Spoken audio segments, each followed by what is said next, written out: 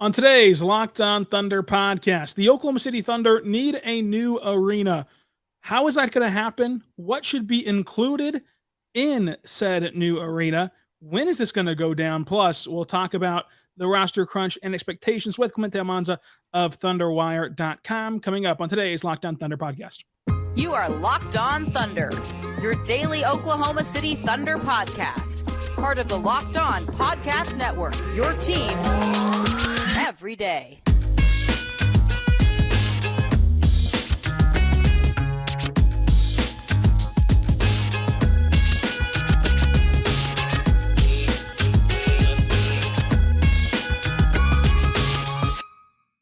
Let's get it going on the Locked On Thunder podcast on the Locked On Podcast Network, your team every day. I am your host, media member, and editor-in-chief over at thunderousintentions.com, Rylan Stiles. You can follow me on Twitter at Rylan_Stiles. Follow the show on Twitter at LOThunderPod.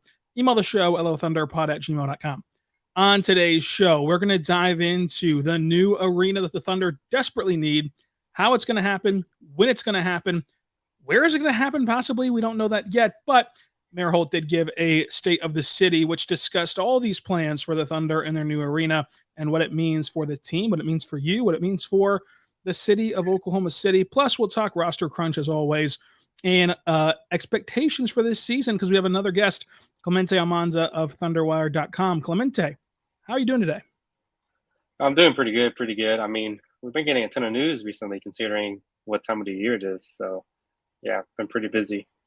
Yeah, considering this is supposed to be the dead time of the year, we're getting a ton of news. It'll slow down, especially these next couple of weeks. Then it'll pick back up for FIBA, and then FIBA will just roll right into getting ready for training camp and media day and preseason. Then we're off and running and having a great time. But Clemente, this is a topic that you and I have talked about a lot over the last year, even in Salt Lake City for the All-Star Weekend. We were talking about this with Joe Mazzato and Andrew Schlecht and just kind of talking about what the arena situation is. Whenever you listen to Mayor Holt this year at the state of the city address, comparing it to last year where he teased it, it was kind of a soft launch of like, hey, the team needs a new arena, but that was pretty much the only info that we had was that they need a new arena. This year, it felt like it was a more concrete idea, a more concrete plan. What vibe did you get listening to Mayor Holt talk about this new arena idea? I mean, like you said, I feel like if you follow professional sports long enough, you know that these arena situations can get pretty ugly pretty quickly. And credit to both the Thunder and OKC, the city. They've done a fantastic job up to this point in terms of just collaborating and figuring out that the next steps in terms of getting a new arena. And, Holt, like you mentioned today, he gave out more details about a new arena. I think the biggest nugget that he dropped in this address was the fact that he doesn't expect the tax levels to increase for the new arena, which was probably like one of the biggest talking points over the last year for those who have been against it locally, which is understandable. That's like a whole different discussion we can have. But yeah, man, like, I don't know how you can be a Thunder fan and not be excited with just how things have gone on so far. It seems like both sides are working together and both sides realize just how important a new arena is when it comes to securing the long-term future of this franchise here. So today was a super exciting day. Still a long process to go. This probably gonna be like a multi-year process. And I think even Holt mentioned it during his address that they're gonna have a vote by the end of the year, this year in 2023, and that should solidify a new arena even further. So just super exciting stuff. It's great to see that both the franchise and the city are on the same page, and it's great to see that Holt even mentioned today that ownership is willing to pay for some of the arena, which really usually isn't the case when it comes to new arenas, not just in the NBA, but like I mentioned, professional sports in general. So it seems like OKC is probably gonna do this, and if that's the case, then like I said, you gotta pop champagne and realize how lucky the city is to be able to secure the long-term future of a professional sports franchise. Yeah, we can start right there with the fact that, Mayor Holt did say that the Oklahoma City Thunder, for the first time when talking about stadiums and, in this case, a brand new stadium, have been willing to put up a significant amount of the money to get this new stadium done. And I want to highlight how big of a deal that is, because it sounds, it sounds like, duh, it should happen because it's their arena. But the Thunder have all the leverage in this. Like the city and the state of Oklahoma City and Oklahoma, they need the NBA. They need the Thunder way more than the NBA needs Oklahoma City. And so that oftentimes gives owners leverage to say, I'm not paying for any of this stadium. Like, this is going to be a huge burden on the taxpayers because, I just simply have the leverage to do that. And so why wouldn't I take advantage of that? The fact that the Thunder are not taking advantage of that it is a huge deal, and it should be applauded, because if we're gonna go and drag all the owners like in Oakland, that do it the wrong way, then we have to, be proud or excited or happy, or just at least simply acknowledge the fact that the Thunder are willing to make this so it's not a increased financial burden. It is somewhat of a financial burden because the Maps project went out extend further than we thought, so we'll be paying that more than we thought in the sense of years length. But in the sense of like rate going up, it's not going to go up. It doesn't sound like. So, and considering all the great things that the Maps project has done and that the Thunder have done for this community, I think that we all should be ecstatic to continue that program on, at least from wherever I sit. So I do think that this conversation should start with some acknowledgement of how cool it was that the Thunder didn't try to make this into a massive fight or get this into a nasty leverage play, because they do have all the leverage. There are going to be a million cities who want NBA teams and would be willing to pay for a stadium and fund a stadium. And the way I've put it to you and to others is just like, look, if you think that the billionaire owner should build their own stadium top to bottom 100%, I agree with you.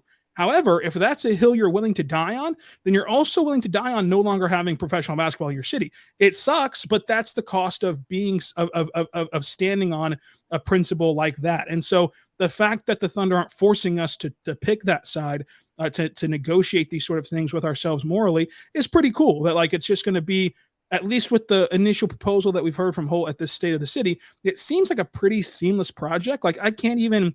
And surprisingly, I haven't seen, but I can't even fathom a rebuttal to this or like a negative aspect of this proposed deal if it goes this way once it's actually officially proposed. No, yeah, like I said, Holt mentioned it several times during his address that there are plenty of other cities around the country who don't have an NBA team, who have better arenas than OKC. And I think he did that on purpose just to drive home the point, like, hey, we should be grateful. Well, not grateful, but we should be able to recognize just how special it is to hold a professional sports team. And especially in Oklahoma's case, where they historically have never had a team before the Thunder arrived, it just goes to show that they shouldn't really take for granted the Thunder, and that if a new arena is required to keep the team here for the long term for future generations, then, you just got to do it. Like you said, like, if you want to complain that, like you mentioned, billionaire ownership should be paying for a full arena themselves, you have the right to do so. But fact of the matter is that it's either you pay for a new arena or they go to a different city and another city will gladly pay for a new home for them. So, like I said, it feels like everything's going smoothly so far. So, hopefully that continues to be the case. And, hopefully this doesn't reach a point where, like I mentioned earlier, a lot of times these situations get ugly very fast. So hopefully it just continues to go smoothly as it has so far. Yeah, it's gone extremely smooth. And you can argue the Thunder don't even play in the best arena in Oklahoma. You can argue that the OK Center is actually a better arena than Paycom. But look, and we don't need to get into the argument right now. I love the Paycom Center. I've been going to games there, of course, forever, since it's the Ford Center and everything else. But at the end of the day, it is time for a new arena in Oklahoma City. And I just wanted to start by highlighting how cool it was that the Thunder ownership group is willing to make this as seamless as possible. Like, they're conceding a lot of their leverage. And most of the time, whenever these are $1 billion deals, you don't concede any leverage. So the fact that they're willing to concede some of their leverage is pretty cool, especially with how good that it's worked out, how good it's worked out having the Thunder here. You cannot argue against this. Has been a good thing for Oklahoma City to have the Thunder here for as long as they've been here. Also, you can't argue against Maps project. I think that's been fantastic for Oklahoma City as well. So extending the life shelf of those two projects seems like a pretty significant win-win for Oklahoma City and for Oklahomans in general around the state, and of course in Oklahoma City specifically as well. Now, I want to touch on, speaking of Salt Lake City, something that you harped on for about 3 days in Salt Lake City whenever we were there coming up. And we'll get to that and what this new arena could look like after this. But first, I want to say right now, about our good friends over at FanDuel. Folks, FanDuel's awesome. FanDuel is where you should go because who doesn't like betting on sports responsibly? You can take your first swings at betting on the MLB on FanDuel. You get 10 times your first bet amount in bonus bets up to $200. So that's right. If you just go right now and bet $20, you'll land $200 in bonus bets, win or lose, just right there for you at FanDuel. That's $200 you can spend betting on everything from money line to over-unders to the point spread and who you think will win or even hit the first home run. So it makes betting fun and easy. So go right now to the app. It's safe, secure, super easy to use, and you get paid instantly. There's no better place to bet on MLB than FanDuel. Go to FanDuel. It's America's #1 sports book. It's the official sports book of Locked On and Major League Baseball. So sign up today by going to FanDuel.com. Whenever you go there, go to FanDuel.com/LockedOn. You get that $200 at FanDuel.com/LockedOn. FanDuel.com/LockedOn. Clemente's a huge baseball fan, so go bet on his Texas Rangers to win tonight against a team that they're going to play in baseball tonight. Dodgers. The Dodgers. What a fun game that's going to be. Go bet on it at FanDuel.com/LockedOn. We're back on the Locked On Thunder podcast, on the Locked On Podcast Network, your team every day. Thank you so much for making us your first listen every single morning, every single day. We're here for you talking Thunder basketball. In this case, we're talking arenas. And Clemente, you and I went out to Salt Lake City for the All-Star weekend, and it was a lot of fun. But one thing that you have never let me forget since that trip was, oh my gosh, like this arena could hold 3 Paycoms in it. And you were gushing and glowing about Vivint Arena, which has now been changed to something else title sponsor-wise. But nonetheless, the arena in Salt Lake City. What were your biggest takeaways from going and covering a game and an event in another arena compared to Paycom? Holt kind of talked about this as well today. Like, even if you look past the statistics when it comes to like just how Paycom ranks near the bottom of the league, if you just simply go to one of the other 28 NBA arenas and just go to a game there, like the difference is very obvious. And with Utah's arena, that was really my first time I've been to a different arena outside of Paycom, and just while they both have similar capacity rates, I think Paycom's at 18,000 and Utah's arena at 20,000. The concourse is just on a whole different level. Like the amount of spaces out there, the amount of floors that are at the arena is just completely on a different level compared to Paycom. Like that's really what you're hoping for this new arena that OKC hopefully eventually gets, is that while the capacity rates are probably going to be at a similar number, you just hope that it's just bigger when it comes to like the actual size of the arena. So, I just couldn't believe just how huge the concourse was at Utah, and I'm assuming that's the case for most of these other arenas, especially the newer ones. Yeah, the size of the Utah's Jazz Arena was incredible. I mean, like you said, it's kind of the same seating wise, but I'll tell you, being in the upper deck where we were at for media seating, because the All-Star game was kind of different, it was a lot further away from the court than it is in Loud City at 301 or whatever it is. So like it might be the same, or close to the same seating wise, but it's just so much bigger.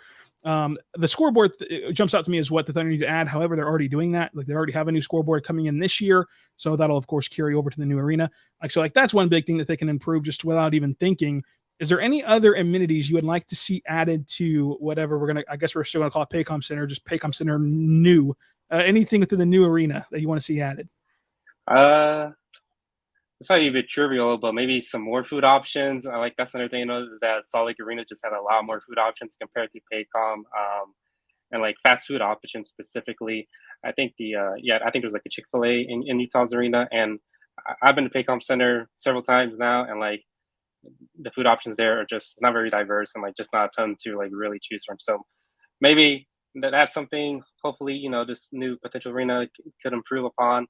But I mean, that's the first thing that came to mind was just the food, and how big of a food guy I am, right? Yeah, for sure. I mean, that's obvious. I think that the new arena of course, we're going to get the new scoreboard this year, like in the Paycom original here. But the scoreboard is going to be better. The sight lines are going to be so much better because the Paycom Center was built for trying to lure away a hockey team. You know the story by now, so that's why the sight lines in some spots are kind of funky. It'll be flushed out, kind of built differently, I think, especially like underneath Paycom Center, where like the media rooms at and the locker rooms and everything else are going to be better and bigger. And they actually just redid the media room this year, and it is pretty cool. But obviously, when you get a new arena, everything's going to get upgraded, so that's pretty fun. But yeah, ultimately, I think just the space in the concourse, the amenities in the concourse, the space kind of real estate in terms of around the court and sightline wise, like all that is going to improve. I think that one of the bigger things is I believe that, and I think that Mayor Holt's talked about this before. I believe that they're going to have something that you see in Toronto, in Milwaukee, and these other places like Jurassic Park in Toronto, whenever people were mobbing the streets to be outside the arena and watch games and have party games or whatever outside, kind of making that a spot to be, or like with the new Rangers ballpark, they have Texas Live or whatever it's called. Like, I think they're going to also incorporate some of the outside stuff as part of this new arena, I would imagine. So I think that would be extremely cool. Like, do you remember whenever the Thunder had Thunder Alley? Like, I think they're going to do that, only like bigger and better with this new arena. Yeah, not only just grow your fan base for sure, having those extracurricular activities where people can just do stuff outside of just simply watching the game. Yeah, hopefully, that's the case for the Thunder as well with this new arena where they bring back that activity. I think Thunder Alley was the one you mentioned about how they would just have fans out at the arena just talking to each other, socializing. So, hopefully they can bring that back with this new arena. But yeah, just super exciting things, and I just can't wait to see how this kind of plays out once we know more details for sure. Yeah, it's going to be very fun to like kind of see this put together. I think that one thing's for certain: you can trust the organization and the city government to make sure this is done right. Like, this is going to be a really awesome kind of like experience and environment and place to be when it comes to Thunder basketball, which is going to be very fun. And again, I don't know how you can walk away from this initial deal with anything other than excitement about this potential new arena and locking the Thunder in here long term. And even if you don't like basketball, like, this is going to help you draw bigger acts, bigger concerts, bigger just stuff in your city to do, just things to do, like bigger concerts, bigger comedy shows, bigger everything that you do in an arena, monster trucks, whatever else you can do in an arena. You're going to get bigger and better stuff in the arena here. I'd be interested to see the location of this thing and renderings of these things. I imagine we're going to get those closer and closer toward the end of the year as the vote comes up. But initially, I'm just pumped. I'm just pumped about this. And like you mentioned, I think that one other amenity they can add is making it so there's more to do than just watch basketball. And that might sound counterintuitive to you, because if you're listening to this podcast on July 20th, you are a basketball head like us, and so you just want to watch basketball. But ultimately, this is also kind of a family socializing environment. And so one thing that stood out in Utah was, they had a ton of team shops. They had a ton of mini games for kids to play, like Pop-A Shot and things like that, things to do for the kids besides just watch the game. So I think that could help too. But obviously, it's not like a huge deal, but I think that you might as well incorporate some of that if you're going to take the time to build $1 billion arena. Certainly don't skip out on that. But any other bows you want to put on this new arena talking point? I just think this is the benefit of having local ownership. I mean, Clay Bennett's from, I believe, OKC, if not just Oklahoma in general. George Kaiser's from Tulsa. I mean, these are just the benefits of having local ownership who wants to stay here. I mean, that's how, the Thunder ended up getting the franchise to begin with, was that Clay Bennett was a local Oklahoma billionaire. He bought the team from Seattle, and he eventually brought it back to where he grew up. So the fact that you have local ownership who are willing to want to stay here to the point where they're willing to invest their own money in it, I mean, this is just very a very unprecedented when it comes to just how these arena situations usually play out. And like you just mentioned, like, I think at the very least you got to recognize that. Yeah, I think that this is going to be a great draw for OKC, a great situation, and hopefully it goes as smooth as this initial plan. It's easy to dress it up and make it look really good. at the state of a city. We have to acknowledge that too. But as long as what the state of the city says, what Mayor Holt says in this address, as long as that is what's translated to what's going to be voted on, I would presume in November of 2023. That's when I think the elections would have to take place. But nonetheless, whenever these elections take place, as long as that plan is translated on paper at that time, this is a fantastic thing for Oklahoma City and the fan base. Now, let's talk about this Thunder team. We'll talk roster crunch. We'll talk expectations coming up. We're back on the Locked On Thunder podcast, on the Locked On Podcast Network, your team every day. Thank you so much for making us your first listen every single morning, every single day. We're here for you, talking Thunder basketball. Joining me today is Clemente Almanza of ThunderWire.com. Clemente, let's start with the roster crunch. The Thunder waived Rudy Gay, but of course now they announced the signing of Jack White officially, so didn't really do much for them, of course. Now, the first thing I want to talk about with this roster crunch is this stupid idea that teams are ready to pounce. They're sitting there on the prowl. They're just waiting to pounce.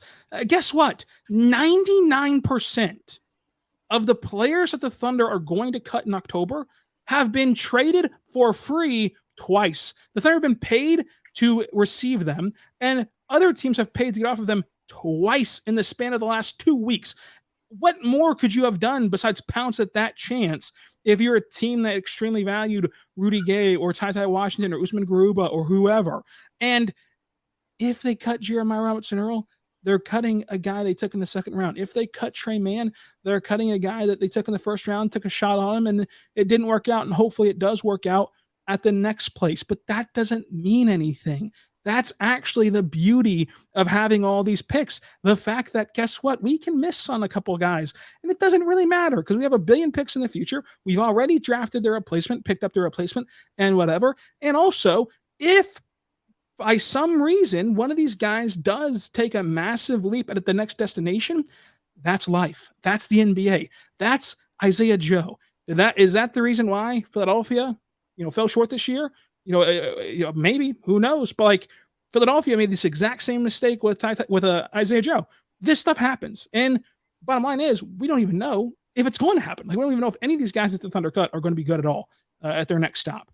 So to me, the roster crunch and the ready to pounce thing isn't a story. There's I would put it to you like this: if everyone the Thunder cut were free agents today, just willing free agents, don't know why they're free agents, they're just in the free agency pool.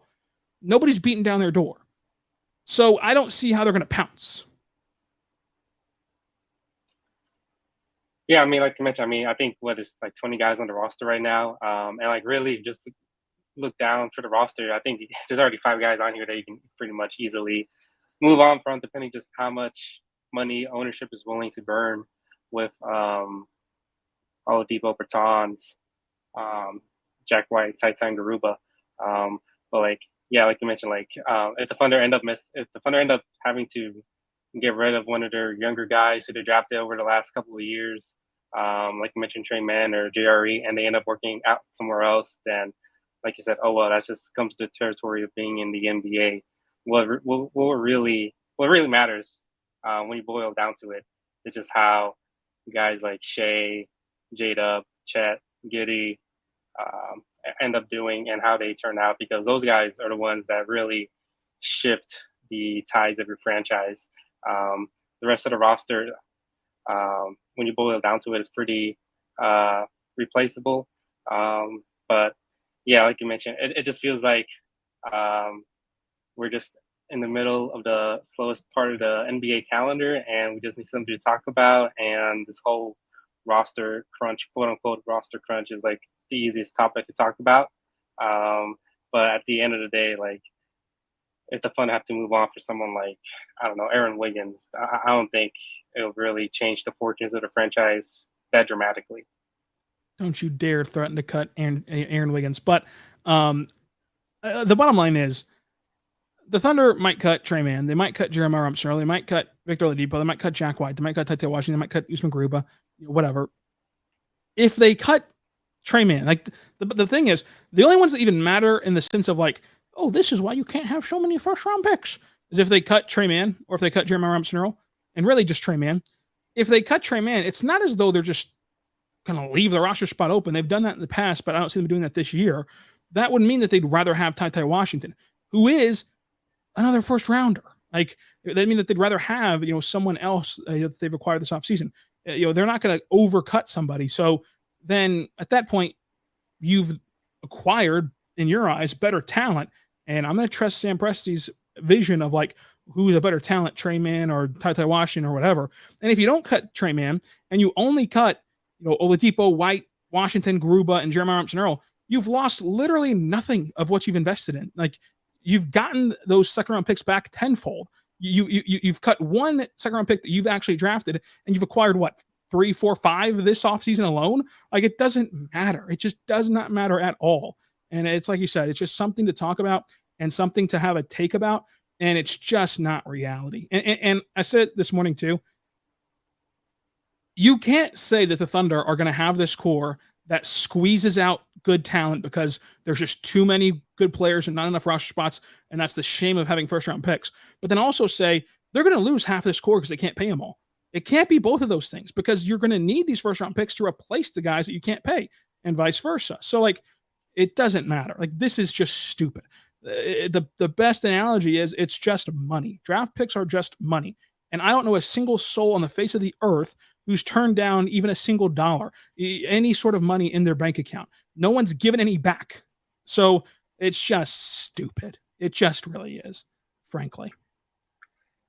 Yeah, I mean, like you said, like I don't think people just don't realize or understand just how much turnover these rosters have. I mean, just look at the Thunder roster from 2-3 years ago. Like, most of the guys that were on that team are gone. I mean, the only players left from just the 2020 season during the Chris Paul year are Shai and Dort, which means that everybody else, all 13 players plus the two-way players, are all gone. So, I mean, that's just professional sports in general. You have high turnovers on rosters, and the Thunder are no exception to that. I wouldn't be surprised if a calendar year from now, there could be like at least a ton of these guys gone. I mean, that's just how the league works. At the end of the day, like I mentioned, like the only guys that really matter are the cream of the crop in terms of OKC's core with Shai, Chet, Giddey, and J-Dub. Everybody else you can just plug in, and I don't really think it'll move the needle that much. So, yeah, like you mentioned, it's a roster crunch. If we're talking literally, but like, I don't really think we should be stressing that too much over it.